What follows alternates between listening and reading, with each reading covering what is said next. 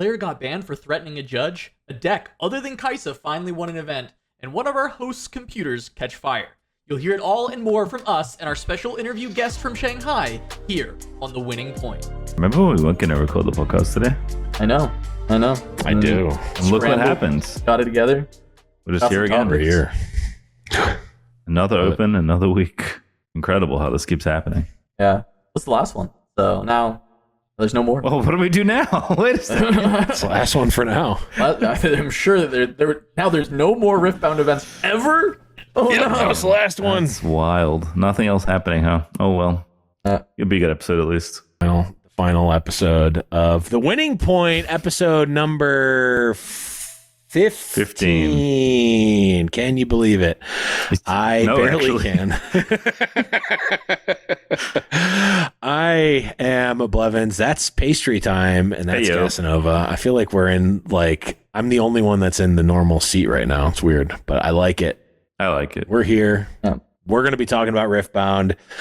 As you heard in the cold open, we have gone through 4 weeks of regional events, and we're going to talk about how that one happened last week, as well as the, implications of all of those and how that has progressed. But before we do that, make sure you are liking, commenting, and subscribing to the Turn 'em Sideways YouTube channel and all the other places that we exist. We're on Spotify. We're maybe on other places because you can get podcasts on other places, I think. But not only are we doing podcasts, we're doing YouTube shows and other stuff coming up in the works that I won't even joke about. If you want to listen to this somewhere else, by the way, you can tell us. We can move it to a platform of your personal choice. That's pretty easy. So yeah, we'll just if you just want it on your computer, I'll just bring over a CD every week. Yeah, we'll come sit in your house on your couch and we'll record the episode there. If you just want to hold out your phone and record it live, we'll do it in your house for a nominal fee. It's wait, Elon Musk is calling. What? If you want a birthday card that has, when you open it, it plays sound. We'll get it in birthday cards for the Winning Point episode. It's birthday time. I wonder how much audio they can store, actually. I'm curious. a full podcast episode. Probably at this point, they probably can. Product idea. Oh, you just get your favorite episode of The Winning Point in a birthday card for your birthday. We'll add that to the Patreon, the highest Patreon tier or something. You just get a birthday card that's just it's just this thick. Here's your birthday card. It's like a VHS. What were we talking about? Oh yeah, Casanova. We've got a bunch of events that have been announced. Why don't you talk about those? Yeah, so crazy. Things are just kicking off with an absolute bang with the game releasing, October 31st for the rest of the world. And not even a month after that, we'll have our first few $10,000 tournaments. SCGCon Vegas announced a 10K on November 23rd. Immediately after they announced, there was another tournament series in Georgia that announced a 10K on November 23rd. So unfortunately for everyone, you won't be able to go play both. But it seems like they had it in the works. They saw the announcement and we're like, oh no, so we got to announce. So there at least are two options. You can either be towards the West Coast in Vegas, towards the East Coast with Georgia, 2 options for 10Ks. And then on top of that, Shanghai announced a $30,000 tournament November 1st and 2nd.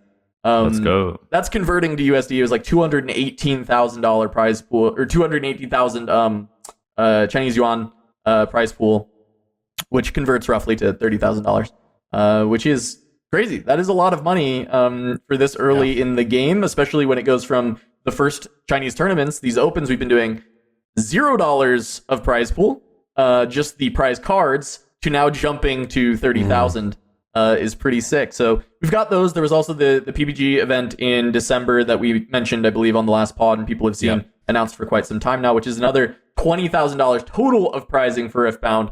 So in the first 2 months, that's what, a total of 70,000 USD in prizing across 2 continents, of course. But that's still, sick. crazy. I looked it up real quick, and the Shanghai prize pool is larger than Pro Tour New York 1996, the first ever Magic the Gathering Pro Tour. So there you go. obviously, that was a long time ago, but that's kind of wild for a not even a quote unquote official event. Also, you can tell I've been working like in or with Riot Esports for too long, because I was like, oh yeah, people outside of Riot can host events. That's cool. I remember that was the thing that happened sometimes. Whereas in League, I'm like, oh yeah, League of Legends is happening. That's pretty cool. Yep. Yeah, I will say it's exciting for all the reasons that we mentioned and all the obvious ones, but it's particularly exciting because I've mentioned it on the show already, but I've been talking to a lot of stores who are cautiously optimistic, and some are even apprehensive about the game because they aren't Riot people. Yep. They aren't people who care about League of Legends or even really know about it in the same way that we obviously do as people who are in the weeds to the extreme there. So like just for a lot of people, it's just a new card game.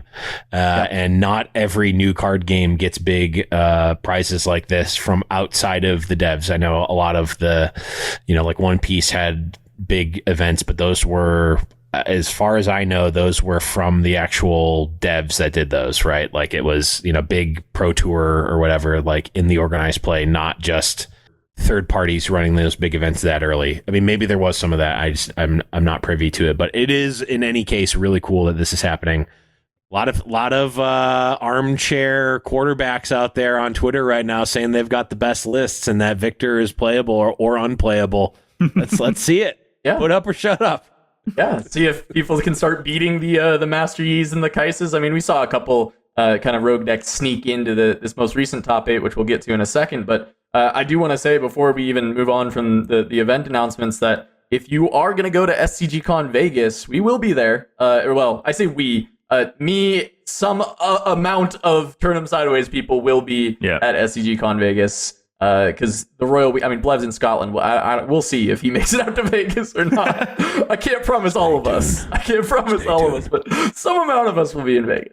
So please come say hi. I'll sign your treasure troves. For God's sake, get your treasure troves ready. If you really want me to do that, I'll sign them. But yeah, I want you to sign my treasure troves. I also realized that I want Charmer to sign all of my charms. Yeah, like that's. I mean, I just need that to happen. There you go. I need the artist to alter them as Charmer. That's the next evolution. Charmer blowing you. We just get Charmer in an Ahri cosplay, and then we can just fuse them together. Perfect. That sounds great. I think we'll lock that in. That's a good Patreon reward. Also, that's what yeah.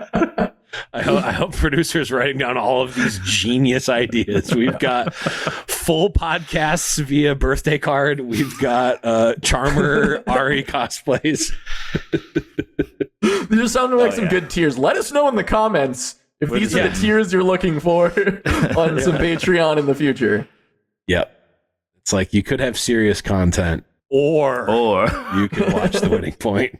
Every week here on Turn 'em Sideways. Leave your comments in the comment section below, because we've got our mailbag section coming up later on in the show. But as you alluded to, Casanova, we have got the results from the Hangzhou regional event here. We've got our top 8, and don't be fooled by the top 4. It gets better, okay? We've got in first place Master Yi, in second place Master Yi, in third place Master Yi, in fourth place Master Yi, in fifth place, first time in the top 8, Set. Let's go. In sixth place, Set as well. Second time in the top 8. Second time in the top 8. In seventh place, we've got first time in the top 8, Ahri. Let's go. Yes, and in 8th place, not first time in 8th place, but first time not in first place, Kai'Sa. Yep. This is what it costs. What did it cost? Every Master Yi. It required Master Yi's teching their deck to as much as possible to win the matchup, and a generational punt from the Kai'Sa player in the top 8. So it did require both of those things to happen. Yeah. Which Yi did they lose to? What was it actually? Was it? It wasn't Ace.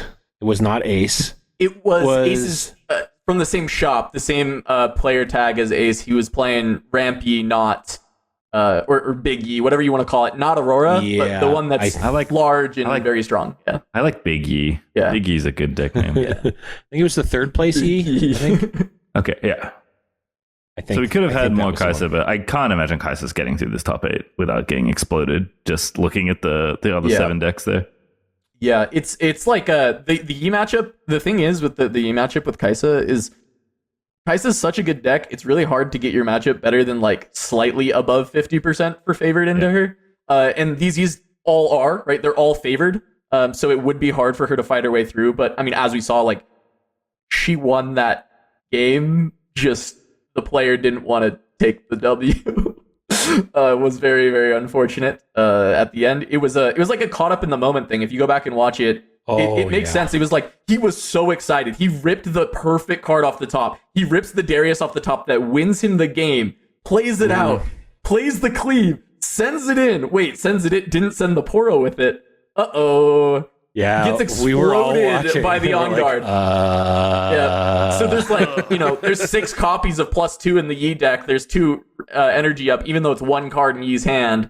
You just play around that because it's 1 card in Yi's hand. So if you play around it, the Yi's got nothing left and the game is over, right? Because this Kai'Sa's still sitting on like 4 or 5 cards. So it was still a really fun game to watch. And unfortunately, I guess I have spoiled it at this point, but if you want to go back and watch the lead up to that point, the VOD is on the channel, and it was a really, really fun series to watch between these 2 decks that does end in fireworks. So incredible. Already some dramatic moments at events in Riftbound. I love to see it, even though I hate to see it for them. I'm curious, with the Kai'Sa decks before playing Retreat, that's the card that sticks out most to me looking at this list. Yeah, so Retreat became the standard after the first week in the Kai'Sa list. They started, it was like getting sideboarded in the first week, and then by the second week, it was like, okay, there's just way too much damn Kai'Sa. Like, we just have to main board this Retreat. And so it's kind of been in the main board since. I think with the Yis being as popular as they are now, it might kind of retreat back to the sideboard, at least in some numbers. Maybe you still play 1 in the main or 1 or 2, but yeah, starting to have to readapt for the Yi meta, and it felt like the Kai'Sas had not really done that just yet. Yeah, it's interesting because like they're not assault decks like the Jinx is, but they play very similarly, right? And it's a lot of hit and run, a lot of wanting to conquer and re-trigger conquer effects on different turns. So being able to recall seems really valuable, so it makes sense. And of course, obviously dodging Hextech Ray, dodging Falling Star, dodging Void Seeker, all that stuff seems pretty valuable. Yep. Yeah, and Kai'Sa felt a bit outclassed with these like large Yis, the Aurora Yi, what we were calling Eggplant Yi.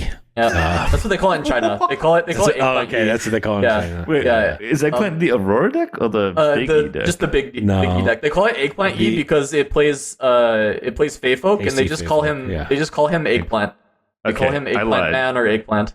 That is officially the name of this deck. It is no longer Big Yi. It is now Eggplant Yi. That's incredible. Definitely. Which it's so funny, yeah. That they just were calling him Eggplant or Eggplant Man, and then from there it just became Eggplant Yi was the deck because it was playing it. So that's so good. As someone that like obviously know a lot about the history of Magic and I'm very invested in it, one of the great tragedies of our time, I think, is that dumb decklist names kind of got rotated out as like the game got bigger and more streamlined, and like coverage tried to like make it easier for people to figure out what decks are being played, which makes sense. Yeah. Like, you're trying to sell a product, you want to be consistent. Like, I get it, but losing some of the lineage and the history, I miss that stuff. So I will be on a crusade now to keep Eggplant Yi in the Riftbound consciousness. Blevins and I were the worst offenders in LOR of trying to get team names to stay around. We had the Brahmin Ivia deck called Bald Eagle. We had the TLC. We had Pinky in the Brain, which people didn't ever let catch on, but that was never did. Not a single person outside of us ever called it that. It was Vieheimer, and Vieheimer as Pinky in the Brain is so good. It's so good. That's really good. I stand by that name. Yeah. I stand by that name. That's a good one. No, I'm like Zoomers these days don't know why Dark Confidant is called Bob. They don't know who Steve is. Like none of these things. I bet they never played a soggy pickles deck in their life. Yep. They don't know what full English breakfast is. Yeah. Nope. It's okay. The Anyway, one thing we Eggplant, don't need to do is go to TFT comp names from the early days. Definitely not. They'll be banned. If you know, you know. Yeah, don't look that up if you're. It's not safe. then- I wish for I life. didn't. I wish I did. Yeah. But okay, Anyway. all right. We talked about Kaisa. We talked about Yi. Let's talk a little bit about the Ahri in this set because this is, kind of the first time we're getting these into the top 8. I teased last week on the pod an Ahri list that was looking really good into Kaisa, and it was Secret Tech from Yuuj. The unfortunate thing is that deck was terrible into Eggplant Yi, which started this huge resurgence over that week, right after we recorded. So he pitted off that deck. That deck had to get scrapped, but he started working on another Ahri list that ended up very similar to what our top 8 player landed on. Definitely a couple cards different and some really cool innovations. And I think the biggest innovation was recognizing how slow these Yi decks wanted to ramp up and get towards their late game and how they just stabilized there, and bringing in green Ahri as the chosen champion, the one that on hold scores an additional point, and then pairing it with the time warps. I will say the time warps, they've been in all of the Ahri cooks that I've seen recently. I think time warp is a card you should be playing in your Ahri deck, no matter what version you're trying to play. It is so insane as your finisher, but specifically this version, trying to play around green Ahri plus time warp, playing the full, I believe it was 3 copies of time warp in the deck, in the main. Yep, it is. And by using the seals, if you can get to 11 runes and 1 blue seal, you can back-to-back time warp. All you have to do is position your green Ahri into an open battlefield. Yeah, warp is like quickly becoming one of the best reasons to be in mind, which, I mean, card's amazing. It's cool to see so many different decks use it. Like the 8th place Kaisa list has a single copy of warp in there. I wouldn't be surprised if Victor started playing warp instead of like Grand Stratagem, if they're even on that, like as a finisher. Like, but especially with 5 energy green Ahri, it's just, I mean, you can get 4 points very, very quickly. And that's disgusting. The things you can do kind of turns it into like a control deck with a combo finish, which is really sweet. I will say the thing that always sticks out to me, and this happens when I'm thinking about Ahri or building Ahri lists, especially when you're looking to play a card like Time Warp, which is obviously so powerful. Obviously, you have to slate your runes to be more favored towards Mind. That just makes a lot of sense. But Green has this problem where like all the cards you want to play have power costs on them, and Ahri is probably the combination that stresses your power concerns the most when you're building her. So like there's no counters in this list, there's no win walls, there's no device anywhere, there's barely any green power, like there's just the champion cost and charm, and that's it.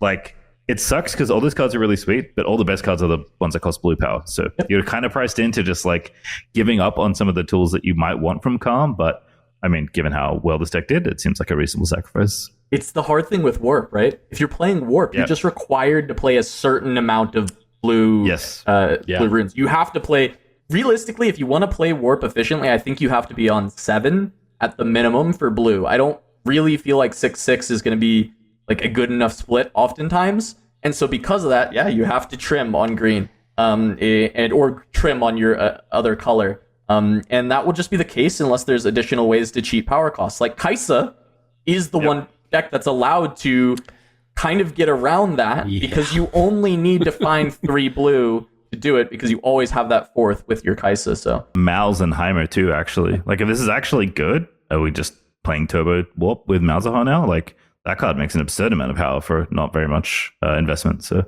definitely some more things people can experiment with here. I will say Mal's Echo was a combo a lot of people were testing with the early Warp That's ideas. pretty sweet, was like you would sacrifice the Echo, you would get all your runes back, and then it would pay for 2 of the power costs as well, and you could cheat out the Warp. But just getting the positioning for that is a lot harder than just getting a green Ahri onto a battlefield one time to end the game with Warp. So just trying to find ways that is like less effort to get the Warp out is always kind of ends up being the way to go. The other thing with the Ahri is like you just warp and then you play Watcher, because Watcher's like the best card in the game. Like your turn after you untap from warp, even if you don't have the seal set up or anything to make sure you're conserving runes, you often have enough runes to just accelerate Watcher. In fact, you always do. If you had 10 energy and you recycle 4, the next turn you'll go from 6 to 8, and then you can accelerate Watcher on your extra turn. So a lot of really cool stuff you can do. We were talking about like how like the Aurora decks and these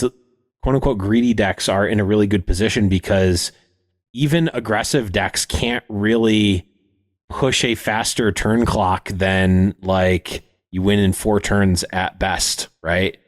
You can't really push that faster, but Green Ahri turbocharges that, Time Warp turbocharges that. There's a couple other cards like Ride the Wind that can kind of change that math. There's a very small subset of cards that actually can get you a turn ahead. I would not be surprised if Time Warp is that next sort of progression in the meta. I think we're asking a lot of a first set meta though, because we've already like evolved like 3 or 4 times and it's just the first set. We do have a limited card pool at some point. At some point there's going to be a deck that is the best and it's probably going to settle there for a while. But we're getting to a point where maybe we get a little rock, paper, scissors action. I don't know. Not there yet. I mean, China's adapted their meta every single week, even though it was the same decks or same legends. The decks were quite different. So well, even if you look at the top 4, and I'm biased because I literally just recorded the episode of Battlefield Breakdown, which will be on this channel and probably already is if you are listening to this. Go watch it. I went through all of the decks, the top 4, and not only, I mean, it's 4 Yis, of course, it's the same legend. The decks are very different, but not only are the Aurora Yis different from the Eggplant Yis, but the Aurora Yi is different from the other Aurora Yi, and the 2 mid-range Yis are also different from each other. The 2 set decks, same archetype. There's really kind of only one set archetype right now. It's like mid-range hell, kind of. But they are very different. I mean, we've got like full-blown 3 orange Lee Sin on one side. We've got Shen and Leona on the other side.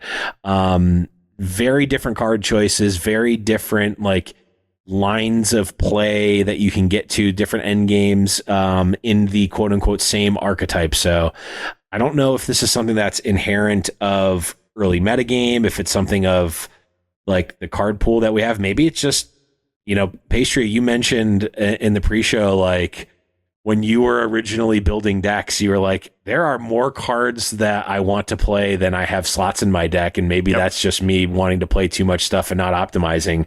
But so far, it's just seemed like there's just more cards that you can play than can fit in a deck, which is a really cool spot to be in. Yeah, it's awesome. I think the takeaway you should have here, we've covered every open, both literally from Cass's side, but also making a pod episode, I think after every single one. And obviously, Battlefield Breakdown is hitting your screens on the weekly, which is great. But do not be deterred thinking that this metagame is uninteresting or not changing based on the legends you see in top 8 week over week. Yeah, it is extremely interesting. And even though 4 years finished in the top 4 spots, which sounds not very diverse, not only are the archetypes different between the 2, but as Blevins pointed out, the card choices are. So it's still evolving, and there's a lot of really unique things happening here. So I just think little things like making different card choices, choosing different 2-drops, playing different 1-ofs, playing different 2-ofs, your sideboard, all these things are adding up to different make a battlefields. Lot of differences. Yeah. Oh, different battlefields. Same archetypes didn't even play the same battlefields. Yeah, which makes is sense crazy. to me. I've heard 3 different counter decks out of China already for these rampy decks.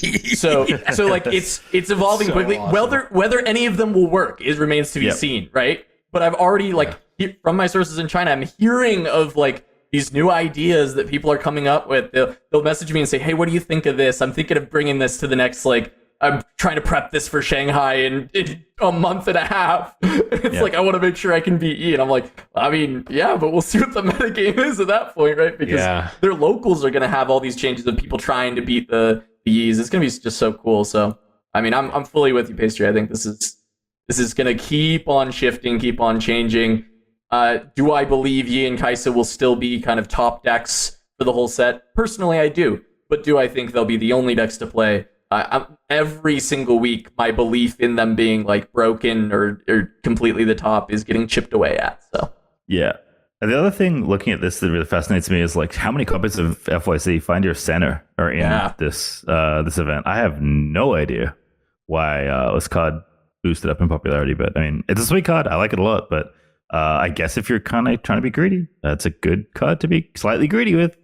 it's the best ramp card in the game because it replaces Yeah, itself. that makes sense. Right? I mean, that's the big thing So with good. this game is like card draw being so impactful and not running out of cards. So if it does something and also draws a card, it tends to be good. We found this out via Kaisa, basically. It's like, oh, this card is something, but also draws me a card. Well, I guess it goes in the deck.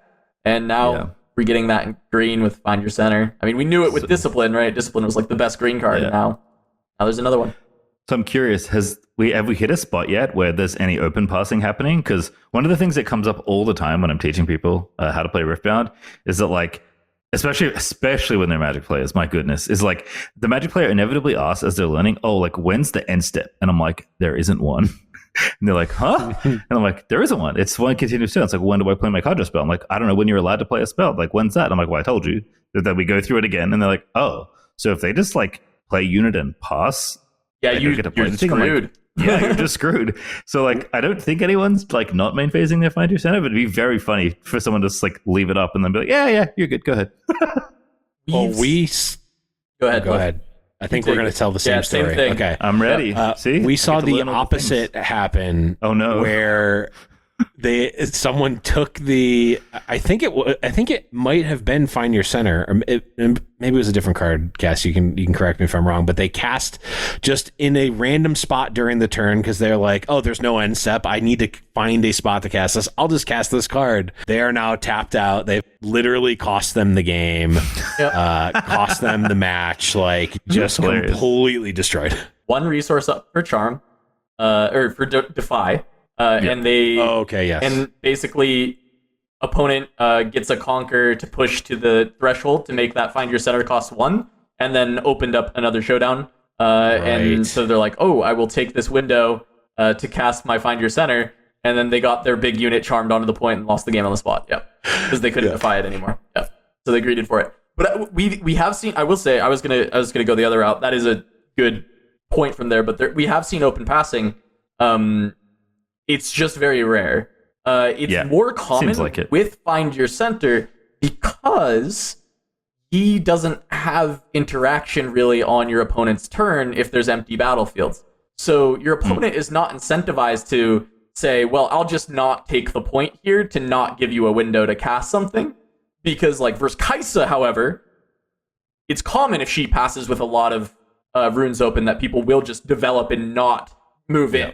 But for Yi, they usually can get away with it because their opponent will move in and then they still cast it. The thing is, though, is there's really not a huge reason to do it because it's like the same as just casting it on your turn.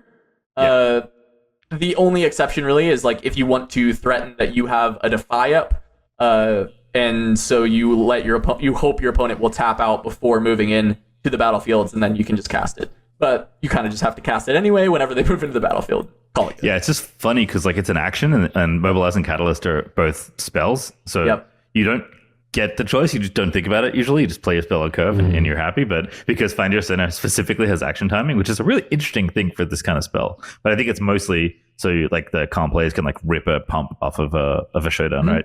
If you're trying to like fight at a battlefield, like it makes sense with how the domain's identity works. But it is funny that like there are ways for this to go wrong, whereas if the game dumbs itself down for you and forces you to play slower, then like it's harder for you to make a mistake because you don't have the option to. Also, Defy counters all the spells I just talked about, by the way. So if there's a calm tempo deck out there somewhere, it seems real good against these.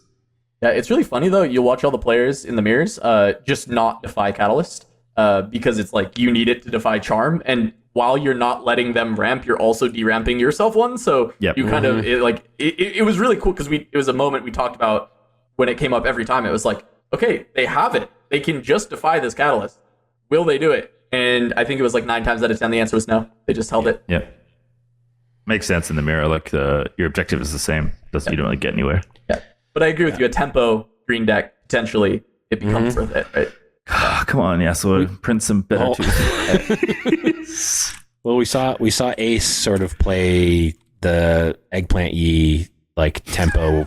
Like it was quite tempo. It was quite tempo. And we saw him actually in the top 4 win against the other Aurora Yi, like just from tempo. Like it was a perfect like timing attack. They I think they may have ripped one of the auroras away, or they delayed the aurora like 2 consecutive turns, and it was just lights out at that point. Like they had the aurora, like they had the aurora to play, they couldn't play it because they had to do this, and it's like they just disrupted them enough, and that was it. But yeah, it was a good one. All right, well, that is 4 weeks of these regional opens in China in the books. And the whole time, if you've been tuning into the co-streams or even on the podcast, you've heard me talking about my friend Yuuj. My friend Eugene saying he lives in Shanghai. He used to be a Heroes of the Storm pro back when I was. He coached the team that I played for. Old friend of mine. He's been playing in the events. He's been going to all of them. And so we weren't able to get a good time to get him on the pod, but we were able to get a time to set up an interview with him. So here it is, me talking to Yuuj about the entirety of the Chinese Riftbound scene and all of these regional opens. I'm Yuuj. I used to play Heroes of the Storm. After our stint in Heroes of the Storm, I moved to China, and I've been living here for the past 5 or 6 years. When Riftbound came out, I decided I was going to pick up the game, and then I've been playing the regionals alongside George and traveling everywhere with him as well. Tell us about these regionals, right? I mean, this was 4 events, 4 different cities. It looked amazing from the broadcast side, but from the actual floor, can you tell us a little bit about the highlights of these big events? So for the first event was in Guangzhou. That was a great experience. First going in there, meeting everyone, and seeing the whole environment.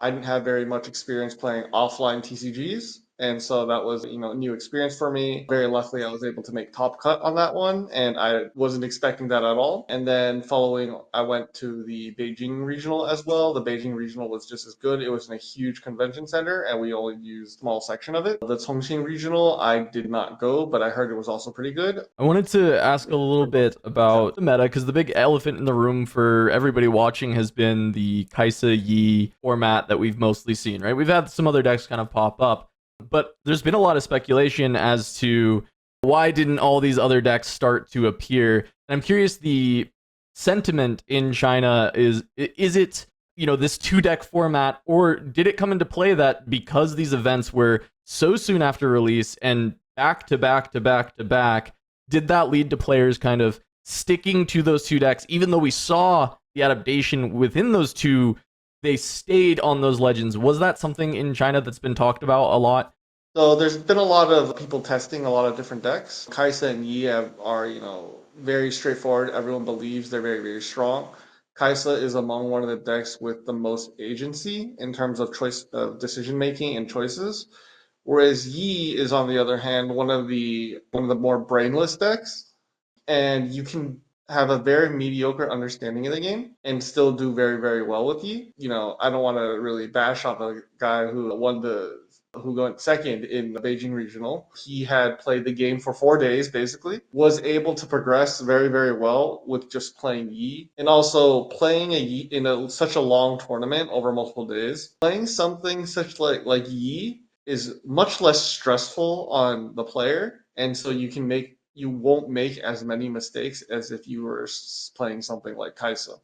But there are definitely a lot of other decks that have solutions. It's just a lot of the solutions to the Yi decks get checked by Kaisa, and it makes it much harder for the other decks to prosper. All right, well, I want to zoom out a little bit, go more big picture. I think a lot of people in the West have been curious about the actual popularity of Riftbound in China, because these are capped events, so we're only saying, 512 players in this event. But do you have some context, or can you give us some insight on, how hard it is to even get in one of these events because of how many players there are, or maybe if there aren't that many players and it is easy to get in, but just kind of let us know what it's like to try and get into one of these regional opens, and also the experience of like local game stores. Like, are they exploding at the seams with players trying to play Riftbound, or does it just kind of feel like most other card games? Okay, so right now I would say I'll start with the tournaments. So for Guangzhou, we had, I think it was like 2,200 people registering for 500 spots. And then I think there was like 100 something waitlisted spots that you could fill. I was one of the lucky ones who actually drew the spot for Guangzhou, so I ended up flying out there. And then Beijing, I happened to have a work trip. I think Beijing was also the easiest one to get, one of the easier ones to get into. I think there was only something like 1,700 or something.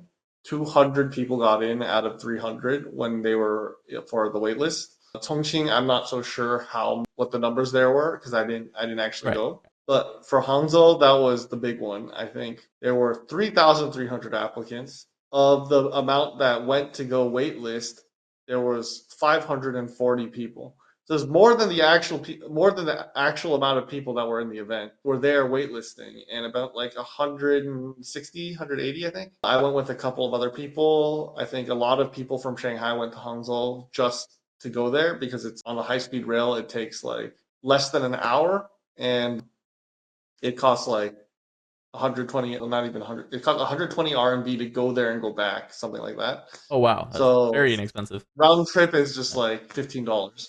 And so it's, we woke up at 5:30 in the morning, took a train over, see if you got in. If you didn't get in, take a train home. And you're back home before noon and you can go back to bed. So I kind of basically did a day trip there. I was home by 10 after I lost. Hangzhou was one of the biggest events, but it was also unfortunately the worst venue out of all of them. Yeah, and then what about for like locals and the Nexus nights and those kind of things? Like, is the attendance really really high? Does it?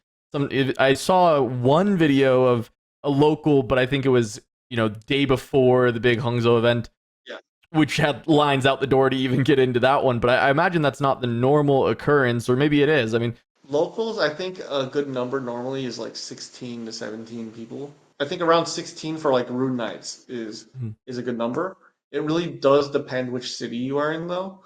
So I think there's a lot more people in Shanghai that play card games than say like Beijing or Guangzhou. But the locals are fairly packed. I think it's, the biggest card games in China right now are Pokemon, and I guess Riftbound would be close behind. A lot of the stores that do run Riftbound are originally just Pokemon TCG stores. They've really been expanding and kind of trying to push the Riftbound scene. And it really depends on the store because people choose based on pricing and distance and the location. If the pricing is good, I'm going to go to this LGS for this tournament. Generally, the pricing is either really popular playable cards, such as like a Dead Bloom, or sometimes you have overnumbered cards as well and special runes. But generally, the value is something around one booster wow. box for first place. First place gets a booster box. And I think that's in Shanghai. In Beijing, it's a little bit different. I think it's about the pricing's like half of that. I think a lot of the Riftbound players tend to be older. I was talking to some of the store owners. They were saying that attendance is actually much higher on the weekdays sometimes than on the weekends because everyone has families, they have girlfriends or whatnot. They have other obligations in their life. Whereas on weekdays, they just pop over after work. They play a short best of one tournament and then they go home. I mean, win a box tournament all the time is like unheard of in the States for card games, usually with an LGS. I've never personally run into an LGS that is doing win a boxes that often, so that's actually really cool that the pricing is like that.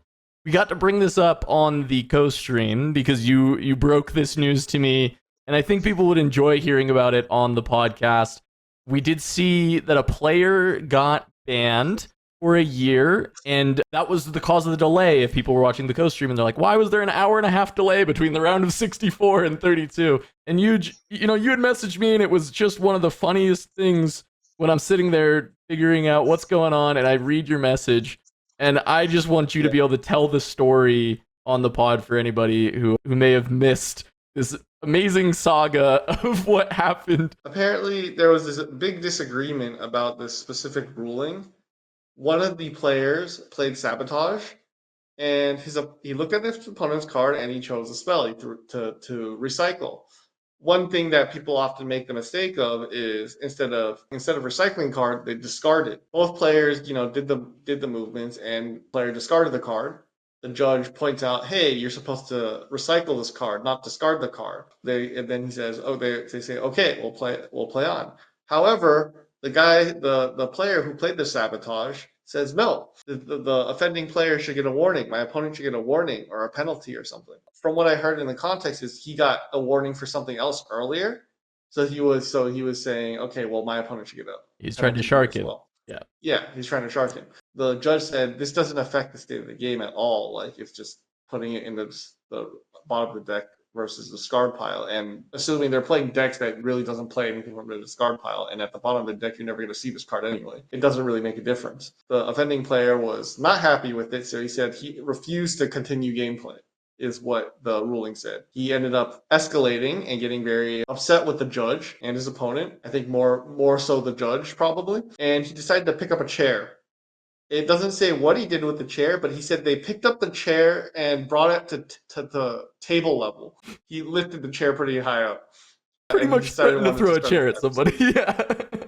Yeah. Yeah, and you're just like, wait, is that why he got bit? Like, that's kind of ridiculous. And then because of that, the whole round of 64 to round of 32 was delayed by a long time because there's, judge safety and all that stuff. We have the TCG drama now. It's like one of those things where it's like not funny in the sense that like, man, that's really messed up that this guy did that. But also, it's so ridiculous that you can't not laugh at it, right? It is like this guy picked up a chair at Context the doesn't tournament make any over a sense. sabotage. Like, it's over a sabotage and a warning. It was a warning. It wasn't even a game loss or anything. It was a warning. Huge. There's been this point system that's been going on throughout the entire time. We saw actually recently George made a post that he's actually number one, which makes sense because he won one of the events and he had played in a city challenge as well. I was curious. I think a lot of people in the West see this leaderboard, saw the point system on the stream showing up, and it's not anywhere in the documentation for what competitive Riftbound was supposed to be in the announcements that were released to Western audiences. I'm curious if you know kind of what's going on with that point system in China and how. Okay, so from what I've understood from the tournament system, you have a point system that allows you to qualify for their effective championship or future events. You get points based on playing in city challenges as well as opens. You might have, for the big open in November in Shanghai, you might be able to get spot through qualifying points through the system based on your highest performance at each event. The regional opens are in the same category. City challenges are in the same category. Okay, that makes sense. So it currently there's not even actually an exact thing that it says, hey, this is going to get you in. It's more of a overall future ranking that will potentially lead to getting added to tournaments and stuff, right? Yeah, they have a whole leaderboard, and within which is I actually think is pretty neat, is in the mini program. It shows you there's a ranking system. It's like your bronze, gold, silver, gold, plat, whatever. It goes up, right? They actually have a plat icon around you for when you play tournaments and you're playing locals. There's like a plat icon for me. Oh, that's really right cool, there. actually. It looks I like really that. cool. Yeah, It's like okay. this guy's a diamond player, this guy's a plat player, like based on your score. I actually like that So it I is thought that was based on the category as well, right? So instead of it's not just like who played the most events and got into the most, it's just your best placement at each of these levels. I think that's really neat. That's all the questions I've got for you today, Yuuj. Thank you so much for coming on. Is there anything you'd like to say too? I would say don't take everything that you see on stream with games as players not being good, not knowing what they're doing, because there's a lot of pressure when they're on the stage, specifically with the judges interrupting everything. They sometimes mess up your pacing. And so it's like they talk in the middle of the turn, they tell you whatever you got to untap these runes first before you do everything else, how you do triggers. And it really confuses a lot of players. And another thing is with the way the meta is developed in China, there's actually been a lot of testing in the tournament environments. And what you're seeing from these decks and their adaptations is a lot of people are trying to counter the counters. And this is why you end up seeing these really, really weird decks, such as Aurora Yi, which normally would not be something that people would think of, but because the regular Yi does not beat Eggplant Yi, does not beat MF at all. Whereas Aurora Yi has a chance. And so that's why you end up seeing the meta develop the way that it has developed. Yeah. All right. Well, thanks so much, Yuuj. I'm sure we will bring you back on here eventually to talk even more as we get more and more of these great tournaments, probably something after Shanghai. So Thanks so much. We'll send it back to, well, myself and the rest of the guys for the rest of this episode of The Winning Point. Thanks, Cass. Don't know why I did that. Why? In any case, we've got our patented, not actually patented, segment here. It is Dave on Discord, where we go through the community Discord and find comments from Dave Tron, the game director of Riftbound, and look at them. So you don't have to. Anyway, here is what Dave said about narrow, skillful versus wider, deterministic gameplay. And they say, great question. As a player, the former, but as a game developer, the latter. So really sort of the push and pull between wanting heavy skill versus, I guess, a bigger chance for everyone. Am I understanding that the same way that you guys are? Am I misinterpreting this entirely? I'm also trying to figure out. The deterministic is throwing me for a loop, I will say, because now they kind of feel quite similar. But I'm going to take your interpretation as like reasonably accurate to whatever the question that was originally asked was, and I think I'm mostly aligned with Dave. I generally don't mind when games are narrow but very skillful, because usually if I'm playing it, the gameplay is so good that I'm okay with like a smaller subset of matchups or cards potentially being useful. Yeah. I'm also like an absolute degen and just play like usually whatever the most busted format is. Like I'm one of 5 people in the world that's excited for whatever the non-rotating format for this game is going to end up being whenever that eventually happens, when rotation happens in 10,000 years or whatever. But I do think like generally, if you're trying to build a product that you want people to buy, you probably want to make options for people to to do the cool thing or buy the thing they want. So makes sense both from a like sales perspective and also as Dave, the designer perspective. But he is an absolute cutthroat spike, so it does line up that this is what he would say. What I'll say is I want the third option that's unreasonable to ask for. Which is wider skillful. That is a good option. Which is have your cake and eat it too, which is plenty of decks that are good and can be played, but also most of the matchups are just skill testing and not deterministic matchups. Which is, how I interpret it, right? Like wide field with more deterministic matchups versus narrow field with more skillful matchups. Which, I would love just the widest field with most skillful matchups. But I mean, again, I'm just going to agree with Dave. Narrow skillful tends to be a little bit more fun as a player, but also as a commentator, wider with more deterministic matchups is sometimes actually just better to watch, even though that's true. I prefer the skillful gameplay to be able to talk about, but the more variety of decks you get to talk about actually just kind of is more entertaining and interesting. I think as a show and as a commentator, it's very fun, even when I know that the matchup is relatively deterministic. If it's 2 decks we haven't seen at all, sometimes you can still make it a lot more fun and valuable as someone wanting to watch the game. I'll also say that it creates a better story when it's not, because it's very rarely ever actually deterministic. Of course. It's just heavily favored, but the underdog story is pretty universally a great one to tell. I agree with what everyone is saying, including Dave.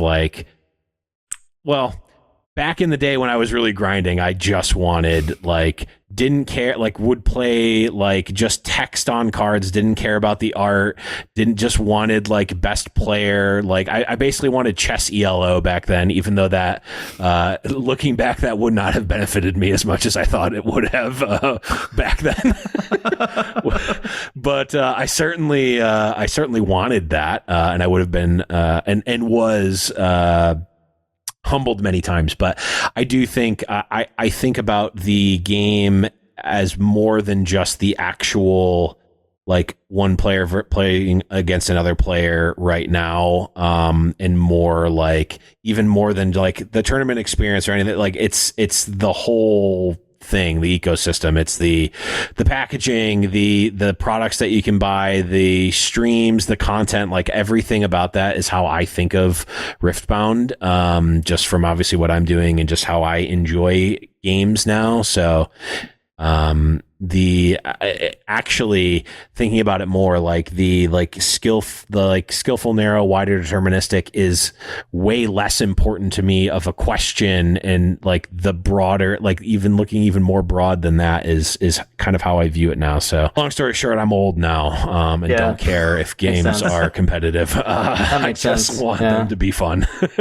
True. Yeah. Well, and this has nothing to do. Well, I've been reminded of this, and we should definitely do an episode at some point about what we each individually think quote unquote skillful actually means in a matchup, because I think that it's more of a discussion than what leads on. I think people bring this up on Twitter all the time, and I'm always like, I can think of examples where you're like, what you're saying does not make sense, but we should definitely talk about what skill means in card games at some point, but not right now. Let's move on to the cards you draw are. Yeah.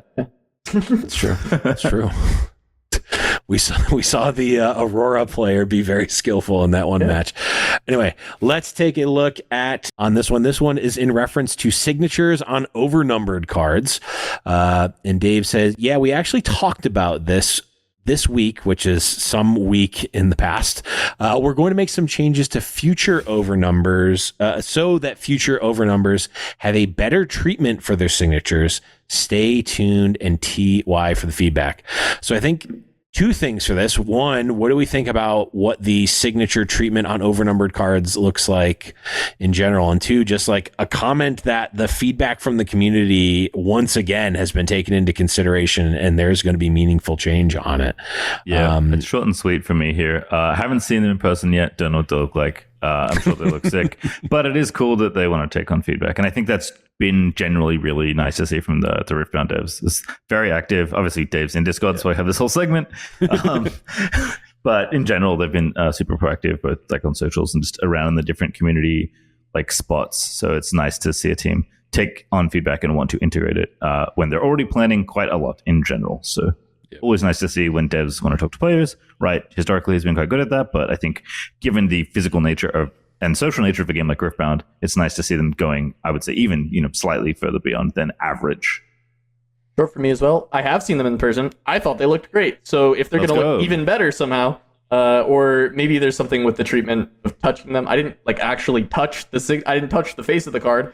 So I don't know if there was an issue there or something, but they looked great. They looked awesome. I held one in my hand. You. It's like one of those shock hand buzzers. Yeah, it's like I did hold it in my hand. The Volley Bear card shocks you. When I held the Yasuo one, it started like blowing wind at you. They're really great. Or actually, maybe that's what the feedback was, is that they don't do that, and they should. Yeah.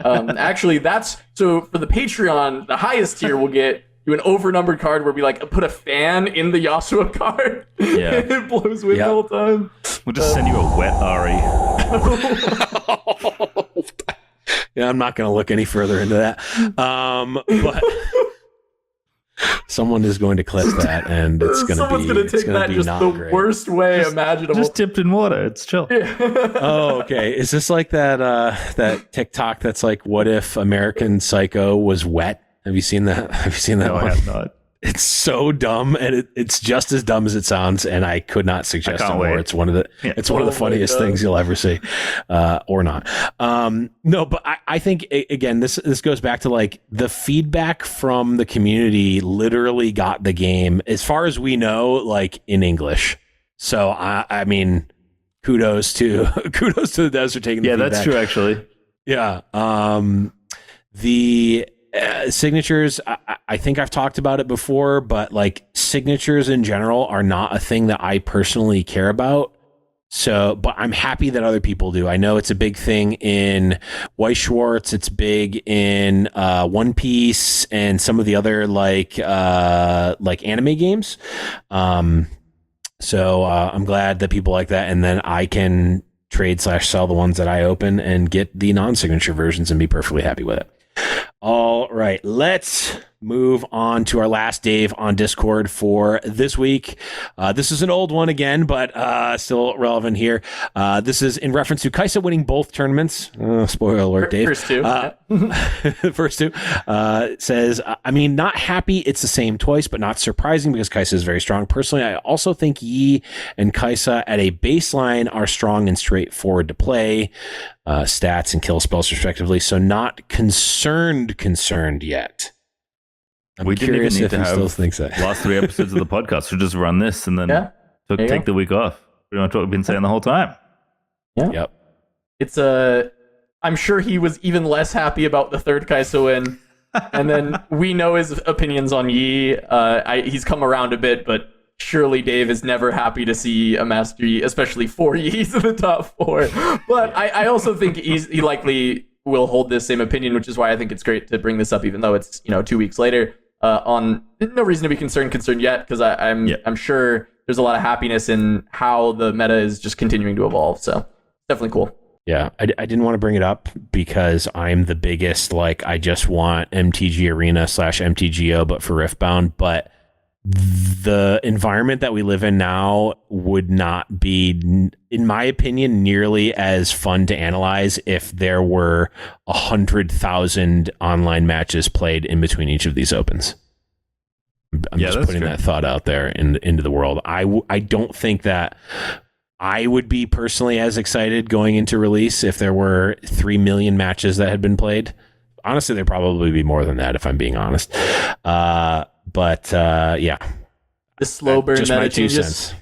The slow burn of this meta running its course has been pretty fun.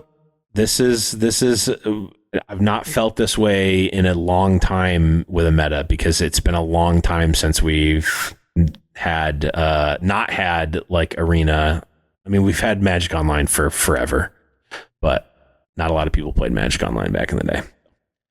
Yeah, definitely interested to see if Dave has changed his opinion on this, or how he feels after this 4th week, or how he will feel after Mo wins with whatever cracked deck Mo definitely has and isn't going to O2 every event. Anyway, let's go, Mo. Let's move on to our favorite segment of the show. It is our mailbag. If you want to get on a future mailbag, leave a comment in the comment section below. This one is from GW Bricks. I chose fun ones this week. We talked serious this whole episode. Let's do some fun ones. This one says, if you guys were cards, what domains would you be in? Pastry. Is it personality? Interesting. What is it? Wait, yeah, you what were do a you card. Think? You are designing the card. From me. I'm designing me. Definitely calm. Not only because I feel like that generally describes me, but also it's my favorite domain in Riftbound, so it kind of makes sense. Maybe chaos. Am I just a Yasuo player? I mean, I've talked about it a lot. This might be true. I think that or mind. I think those are the 3 domains that calm mind resonate with me. Yeah. Yeah, I was like, how chaotic do I see Pastry as a person? Also, not overly chaotic. I think you're a little more cerebral. Mind is a lot. Yeah, mind is a little bit. I like calm mind. I would say for myself, calm chaos for sure. I am extremely chaotic, but also I'm generally a pretty calm person. It's just that is combined with a hell of a lot of chaotic energy that will come out from time to time. Blev, I'm curious about yours. What is your domain combo? That's a great combo, Blev. Yeah, really good. That makes so much sense. Yeah. Wait. What? Blevins just typed computer literally exploded like it's smoking. All right, we'll just finish the episode. Fuck it, we'll do it live, Pastry. All right, so live update from Blevins PC. It's on fire. It's smoking, actually exploding. Blevins will fix that. That's a crazy message to read while live recording a podcast. What do you think Blevins' domains would be? Because currently Fury, I would assume, with the computer on fire, and then maybe chaos, because you know? Yeah, I was gonna go with Angie Chaos. I mean, he started the whole Angie thing. I feel like he has to own it at this point. So Absolutely.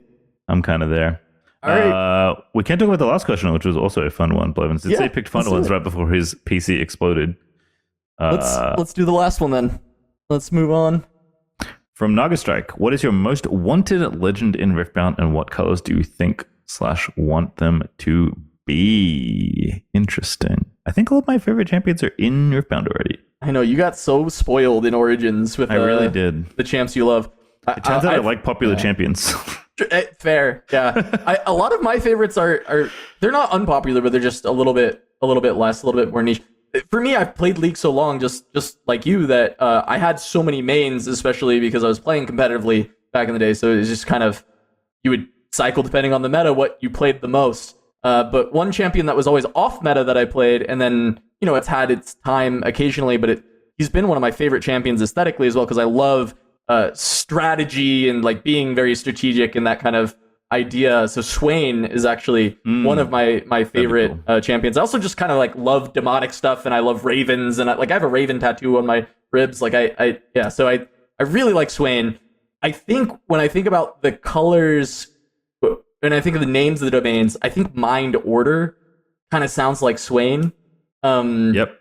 And I'm curious if that'll end up being the case, but I would love to see that, and I'd love to see information as something that Swain gets out of his legend ability, either the ability to thought seize or even just look into someone's hand. That kind of effect being core to Swain's gameplay, I would find really interesting. Yeah, it makes sense. He's kind of like very Victor coded, so I can see that. I think for me, thinking about champions I like that aren't in the game yet, maybe, I mean, Yone would be really cool. Probably be like similar to Yasuo, or like aligned slightly differently. So probably Calm Engi, or maybe Engi and then Chaos. Maybe ignores the calm parts of Yasuo's identity completely. Yeah. I also would like to see champions I really like in different domains. Like, it'd be cool to see Yasuo in a different domain. That'd be really cool. Or like with one other color instead. Other than that, though, Amumu is a champion I really like. Ooh. One of the OGs. It'd be cool to see Amumu. I'm guessing he would be definitely Engi. And then I'm trying to figure out what the saddest domain is. Maybe Mind? Might just be Mind. I love Amumu. Yeah, Amumu's great. I don't know what he would do, but he'd be cool. Big Amumu fan. Yeah. I mean, I definitely saw like the idea of Yone being like Angie Calm if we ever get the opposite sides, because it's like the one to cut, one to seal, like very, I think it'd be a really cool aesthetic for Yone. But I really want that domain pairing the most, I think, of the domain pairings we're coming. I think I might agree with you. I might be I really like the idea of playing those two together. That or Chaos Order has some really disgusting things that it can do, but yeah. That's all right. Well, that's our last mailbag question for the day. Hopefully, Blevins has gotten a bucket of water to dump on his PC because it's smoking. This image is amazing. The other part of it is his PC went out for cigarettes and never came back because it's been smoking. But we will have Blevins returning for that episode. Hopefully, we'll have him back by next week. But that's it for the winning point. Make sure to subscribe if you haven't already. Leave comments. Primarily, questions are the biggest thing we love in the comment section so that we can bring them up for the mailbag. But other than that, we've got plenty of other shows coming. We've got some great announcements coming down the pipeline. So this is the announcement of the announcement. You know, everybody loves those. Nobody dislikes when people do that. I'm Vid Casanova. That's Face Your Time for Blevins. And then, of course, thanks to Yuuj for coming in and doing this interview with us. We'll see you all on the next one. Peace out. Take us home, Blev.